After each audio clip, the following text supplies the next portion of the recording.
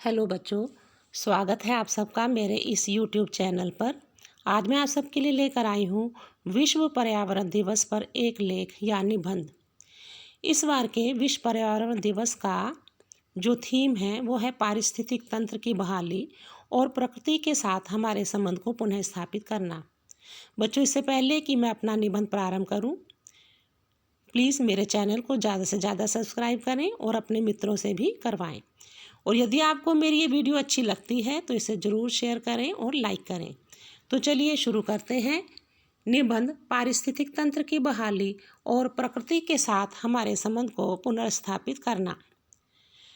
पारिस्थितिक तंत्र को अंग्रेजी में इकोसिस्टम भी कहते हैं।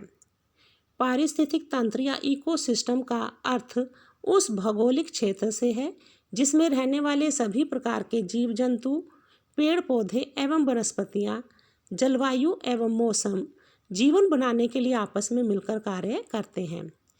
पारिस्थितिक तंत्र के दो मुख्य कारक हैं, जैविक कारण और अजैविक कारक, अर्थात जीवित कारक और निर्जीव कारक। जैविक कारकों में जीव जंतु, पेड़ पौधे व अन्य प्रकार के जीव आते हैं, जबकि अजैविक कारकों में तापमान, नमी, जलवायु, मौसम, मिट्टी, पानी आदि आते हैं।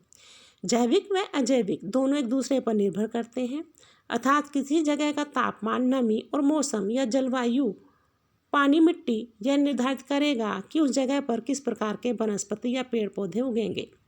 उन वनस्पतियों या पेड़ पौधों के अनुसार ही जीव जंतुओं को ढलना पड़ेगा या नष्ट होना पड़ेगा या वहाँ से जीवन यापन के लिए या अपने जीवन को सुरक्षित करने के लिए पलायन करना पड़ेगा। इसी प्रकार से जैविक घटकों की क्रियाएं अजैविक घटकों को भी प्रभावित करती हैं। उदाहरणार्थ, मनुष्य द्वारा विकास के लिए की गई अनेक प्रकार की क्रियाएं आज वातावरण और जलवायु, मिट्टी, पानी इत्यादि को प्रभावित कर रही हैं, जो चिंतनीय हैं। आप देखिए बच्चों, आज हम लोग उद्योग धंधों को स्थापित करने के लिए पेड़ पौधों को काट रहे हैं, नदियों में गंदा पानी, कचरा डाल रहे हैं, उसके कारण हमारा पारिस्थितिक तंत्र बिगड़ रहा है। तो प्रकृति स्वयं में परिपूर्ण है। प्रकृति के प्रत्येक कार्य संतुलित एवं नियमित है। उसके जैविक एवं अजैविक दोनों कारक मिलकर प्रकृति का और पारिस्थितिक तंत्र का निर्माण करते हैं। उसके जैविक कारक तीन प्रकार के हैं: प्राथमिक उत्पादक, उपभोक्ता और अपघटक। पेड़ पौधे, वनस्पतियाँ प्राथमिक उत्पादक हैं जो अपना भोजन स्वयं प्रकाश संश्लेषण की प्रक्रिया के माध्यम से बनाते हैं। ये स्वपोषी होते हैं, अर्थात पेड़ पौधे सूर्य की प्रकाश में अपना भोजन खुद बनाते हैं, किसी के ऊपर निर्भर नहीं होते। अब प्राथमिक तीन प्रकार के उपभोक्ता होते हैं, वो कौन कौन से हैं वो पढ़ते हैं। वे जीव जंतु प्राथमिक उपभोक्ता हैं जो अपने भोजन के लिए इन उत्पादकों पर निर्भर करते हैं, अर्थात जो पेड़ पौधों और वनस्पतियों से अपना भोजन प्राप्त करते हैं। ये शाकाहारी होते हैं, जैसे चरने वाले सभी पशु, गाय, भैंस, बकरी, घोड़ा, ऊँट इत्यादि। बच्चों, ये सब मैं इसलिए बता रही हूँ ताकि आप पारिस्थितिक तंत्र को समझ सकें। उसके बाद ही हम जान पाएंगे कि कैसे हम प्रकृति के साथ अपने संबंध को पुनः स्थापित कर सकते हैं।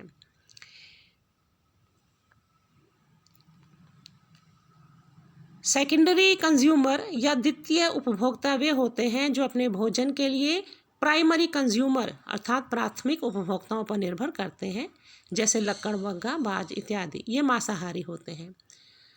थर्ड कंज्यूमर या तृतीय उपभोक्ता वे होते हैं जो सर्वाहारी होते हैं, अर्थात सब कुछ खा लेते हैं, मांस भी खा लेते हैं, शाक सब्जी भी खा लेते हैं, जैसे मनुष्य, शेर, सर्प आदि।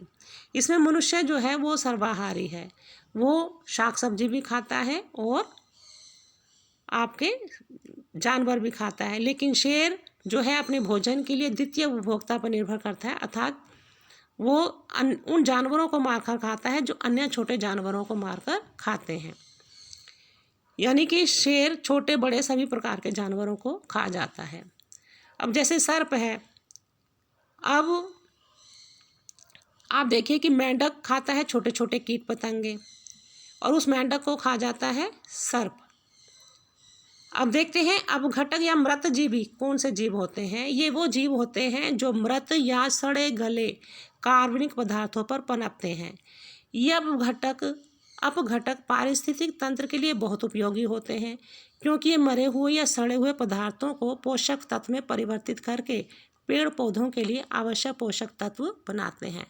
तो आप देखिए कि हमारी प्रकृति में, हमारे पारिस्थितिक तंत्र में छोटे से छोटा जीव भी उस पारिस्थितिक तंत्र का एक महत्वपूर्ण हिस्सा है। उसका उस तंत्र को सुरक्षित करने के लिए, चक्र को बनाए रखने के लिए कोई ना कोई कार्य अवश्य निर्धारित किया गया है और वो सारे घटक अपने अपने कार्य को बिल्कुल संयमित और नियमित ढंग से करते रहते हैं, जिसके कारण हमारी पारिस्थितिक तंत्र और हमारी प्रकृति नियमित रूप से संचालित होती रहती है।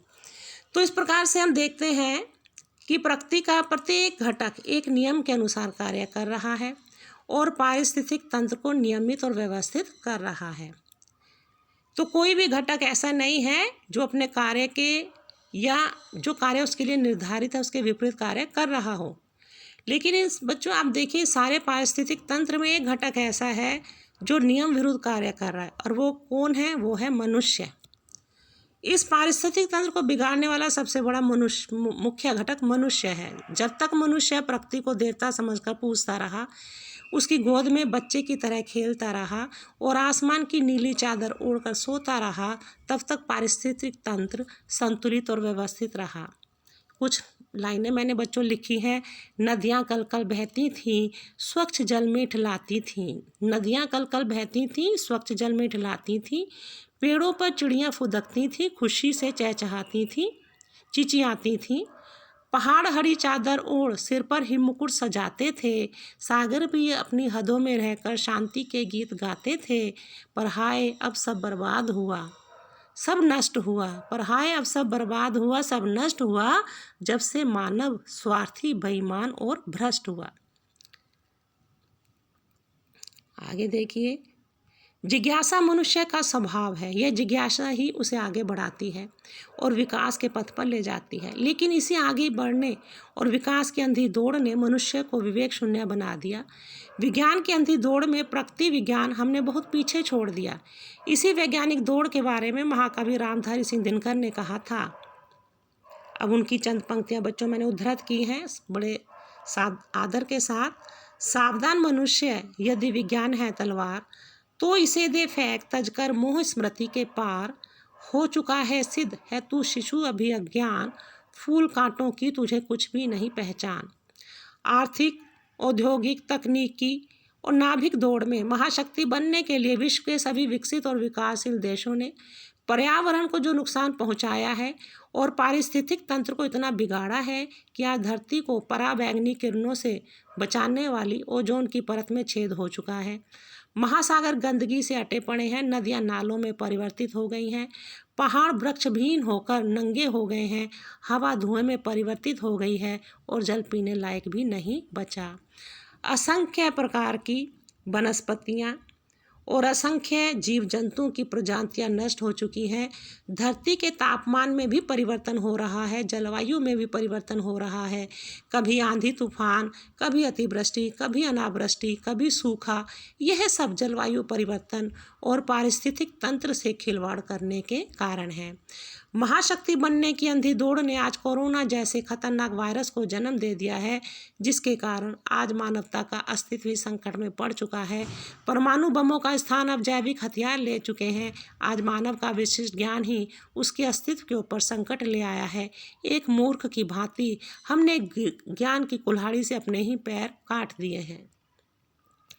आगे बच्चों मैंने कुछ लाइनें दी हैं। पहाड़ काट कर, समुद्र पाट कर, नभ लांघ कर, भूल कर खुदा को हम बनने चले थे खुदा। पहाड़ काट कर, समुद्र पाट कर, नभ लांघ कर, भूल कर खुदा को हम बनने चले थे खुदा। ना इंसान ही रहे, ना खुदा ही बने, इस अंधी दौड़ में हम हो गए अपने से ही जुदा। यदि हम चाहते हैं कि मानवता सुरक्षित रहे तो हमें अपनी प्रकृति को सुरक्षित करना होगा और प्रकृति को सुरक्षित करने के लिए हमें पारिस्थितिक तंत्र को बहाल करना होगा। पारिस्थितिक तंत्र तभी बहाल होगा जब हम प्रकृति के साथ अपने उसी पुराने संबंध को पुनर्जीवित करें और पुनः स्थापित करें जो सृष्टि के आरंभ काल में था। नंगे हो चुके पहाड़ों को फिर से हरियाली के वस्त्र पहनाने होंगे, पेड़ पौधे उगाने होंगे, नदियों को गहराई तक साफ करना होगा, उद्योग धंधों और वाहनों से होने वाले धुएं को रोकना होगा, प्रकृति के अंदर अनुचित हस्तक्षेप को रोकना होगा। विकास स्वयं में बुरा नहीं है, किंतु विकास के नाम पर प्रकृति के साथ खिलवाड़ करके चांद पर पहुंचना या मंगल पर पहुंचना, इसका क्या लाभ? आखिर चांद पर पहुंचकर या मंगल पर पहुंचकर हम करेंगे भी क्या? वहां जाकर हम वही करेंगे जो हमने धरती पर किया है। जैसे हमने धरती बर्बाद की, वैसे ही गंदगी हम चांद और मंगल पर पहुंचकर भी करेंगे। तो ऐसे वैज्ञानिक तरक्की से क्या लाभ? मेरा कहने का मतलब है कि बच्चों, जो धरती हमें भगवान ने दी थी, उस धरती को हम सुरक्षित नहीं कर पाए, उसे हमने गंदा कर दिया, बर्बाद कर दिया। तो ऐसे ही हम अन्य ग्रहों पर भी अगर हम पहुंच गए तो वहां जाकर भी हम अपनी काली करतूतों से उन ग्रहों को भी गंदा कर देंगे। जो धन आज हम दूसरे ग्रहों पर जाने के लिए खर्च कर रहे हैं, जो शक्ति और ऊर्जा आज हम नए नए वैज्ञानिक हथियारों, जैविक हथियारों व परमाणु बमों को विकसित करने के लिए कर रहे हैं, वही धन और शक्ति यदि प्रकृति को सुंदर बनाने के लिए और पारिस्थितिक तंत्र को बहाल करने के लिए लगाई होती तो यह धरती स्वर्ग बन गई होती। यहाँ कोई भूखे पेट ना सोता, सबके सिर के ऊपर छत होती। प्रकृति हंसती खिलखिलाती, सबके चेहरे पर मुस्कुराहट होती। सबके चेहरों पर मुस्कुराहट लाने के लिए हमें पुनः प्रकृति की ओर मुड़ना होगा, अपने उसी माता पुत्र के संबंध को विकसित करना होगा जो कि हमारी संस्कृति का हिस्सा थी, जिसमें प्रकृति के प्रत्येक घटक, चाहे वह धरती हो या जल, वायु हो या आकाश, सबको देवता मानकर पूजा जाता था और पवित्रता का भाव रखकर संरक्षित किया जाता था। तभी हम कह सकेंगे जल भी निर्मल होगा, वायु भी स्वच्छ होगी, नभ भी शांत रहेगा, धरती भी हरी भरी होगी, हर जीव पोषित होगा, कोई ना शोषित होगा, जब मानव और प्रकृति में फिर से मित्रता होगी। जल भी निर्मल होगा, वायु भी स्वच्छ होगी, नभ भी शांत रहेगा, धरती भी हरी भरी होगी, हर जीव पोषित होगा, कोई ना शोषित होगा, जब मानव प्रकृति में फिर से मित्रता होगी। बच्चों, आपको मेरा निबंध कैसा लगा? यदि अच्छा लगा तो ज़रूर मेरे निबंध को शेयर करें, लाइक करें और मेरे चैनल को अधिक से अधिक सब्सक्राइब करें। जय हिंद, जय भारत।